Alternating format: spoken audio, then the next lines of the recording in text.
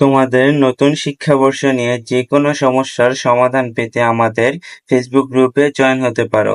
ফেসবুকে M education our class 6 to 9 new curriculum লিখলেই তোমরা গ্রুপটি পেয়ে যাবে। হোয়াটসঅ্যাপ পোলাপাইন, কি অবস্থা সবার? আশা করি সবাই ভালো আছো।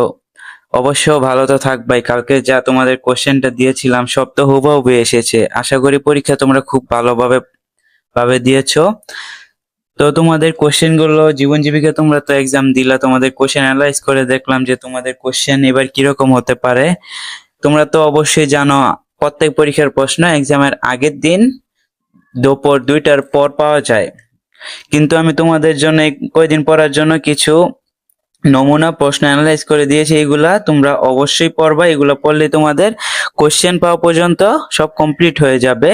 দেখো এখানে তোমরা যারা বইটা এখনো কমপ্লিট করো নাই তারা অবশ্যই প্লে লিস্ট দেখে বইগুলা কমপ্লিট করে নাও। যে এখানে প্লে লিস্টে আমার সবগুলো বইয়ের ছকের পৃষ্ঠাগুলো দেওয়া আছে, তোমরা সবগুলো কমপ্লিট করে নিও। আচ্ছা, এখন আসি, দেখো তোমাদের প্রথম অধ্যায় থেকে কাজ 1 কি হতে পারে। মনে করো তোমার বিদ্যালয়ে গতকাল ব্যক্তিগত পরিষ্কার পরিচ্ছন্নতা নিয়ে একটি সেমিনার অনুষ্ঠিত হয়। এখানে তুমি সুস্বাস্থ্য অর্জন পরিষ্কার পরিচ্ছন্নতা শিরোনামে একটি প্রতিবেদন তৈরি করো।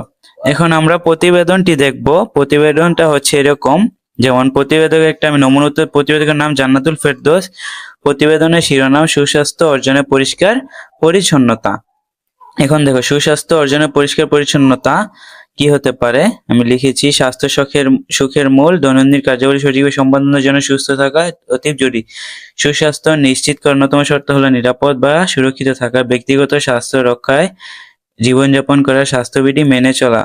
স্বাস্থ্যবিধি সবচেয়ে গুরুত্বপূর্ণ বিষয় পরিষ্কার পরিচ্ছন্নতা। অপরিচ্ছন্ন পরিবেশ স্বাস্থ্য ঝুঁকি সবচেয়ে বড় কারণ, তাই স্বাস্থ্য রক্ষায় নিজেকে আশেপাশে পরিষ্কার রাখতে হবে। পরিষ্কার থাকলে বিভিন্ন রোগবালাই সহজ হয়। এক্ষেত্রে প্রথমে ব্যক্তি পরিচ্ছন্নতা নিশ্চিত করতে হবে। নিয়মিত গোসল করা, দাঁত ও মুখ পরিষ্কার রাখা, চুল নখ কাটায় হাত পরিষ্কার করে দৈনন্দিন পরিচ্ছন্নতার একটি অংশ। দেহ পরিষ্কার থাকলে সহজে রোগ জীবাণু প্রবেশ করতে পারে না। শারীরিক পরিচ্ছন্নতার পর আসে যেখানে বাসগৃহ এবং আশেপাশ পরিষ্কার রাখা। এজন্য প্রতিদিন সকাল বিকেল ঘরের মাঝে, বাড়ির আঙ্গিনায় ঝাড়ু দিতে হবে, পর্যাপ্ত সুব্যবস্থা করতে হবে। বাসগৃহে পরিচ্ছন্নতার পাশাপাশি জরুরি দিনের ঘামমুক্ত পরিবেশে ক্ষতিকর পরিধেয় পোশাক প্রতিদিন ধুয়ে শুকাতে হবে। সময়োপযোগী ঋতুভিত্তিক পোশাক পরিধান করতে হবে। এছাড়া প্রতিদিন যে সকল খাবার গ্রহণ করে পরিষ্কার পরিচ্ছন্ন রেখে রান্না করতে হবে। কাঁচা সবকিছু ভালো করে ধুয়ে নিতে হবে। আর অবশ্যই খাওয়ার আগে হাত পরিষ্কার করতে হবে, কেননা হাতে লেগে থাকা জীবাণু খুব সহজে পাকস্থলীতে প্রবেশ করতে পারে, পরে রোগ ছড়তে পারে। তাই বলা যায় সুস্থতা ও সুন্দর গঠনের জন্য পরিষ্কার পরিচ্ছন্ন থাকা অপরিসীম। এই ছিল তোমাদের কাজ 1-এর উত্তর। তারপর আসি প্রথম অধ্যায় থেকে কাজ 2 কি হতে পারে। শারীরিক সুস্বাস্থ্য রক্ষা করণীয় বিষয়ে বস্তু উল্লেখ একটি পোস্টার তৈরি করো। দেখো এখানে আমি একটি পোস্টার তৈরি করেছি। পোস্টারটা কিরকম হতে পারে, নমুনা উত্তর তোমরা দেখে নাও। আপনি কি শারীরিকভাবে সুস্থ? আসুন স্বাস্থ্য রক্ষা করণীয় কি কি জানুন। স্বাস্থ্য রক্ষা কি কি করণীয়। দেখো নিয়মিত ব্যায়াম করতে হবে, বাড়ির চারপাশ জগিং, হাঁটা, মেডিটেশন করা যেতে পারে। সুষম খাদ্য গ্রহণ করতে হবে, খাদ্যালয়ে নিয়মিত শাকসবজি খেতে হবে।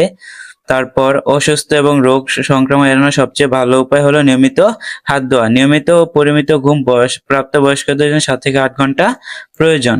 তারপর আছে যে কোনো বাজে অভ্যাস যেমন তামাক জাতীয় পণ্য গ্রহণ থেকে বিরত থাকতে হবে। তারপর দেখো তোমাদের কাজ 3 কি আসতে পারে। আমি একটা নমুনা উত্তর দিয়েছি, দেখো নমুনা প্রশ্নটাও দেখো।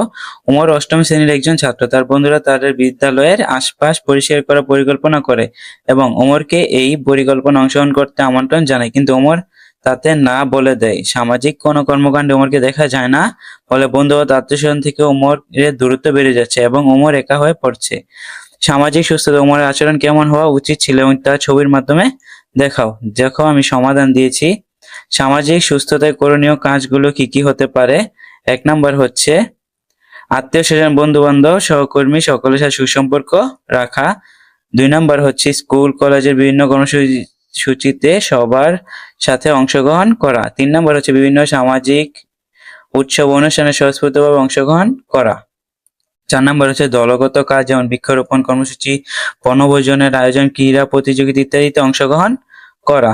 ঠিক আছে, তোমাদের এ পর্যন্তই ছিল প্রথম অধ্যায়ে 3টি কাজ। আশা করি তোমরা বুঝতে পারছো। যদি তোমাদের দ্বিতীয় অধ্যায়েরও এরকম কাজগুলো লাগে তাহলে অবশ্যই কমেন্টে জানাও, আমি পার্ট 2 অবশ্যই দিয়ে দেবো। আজকে এ পর্যন্তই ছিল। আল্লাহ হাফেজ।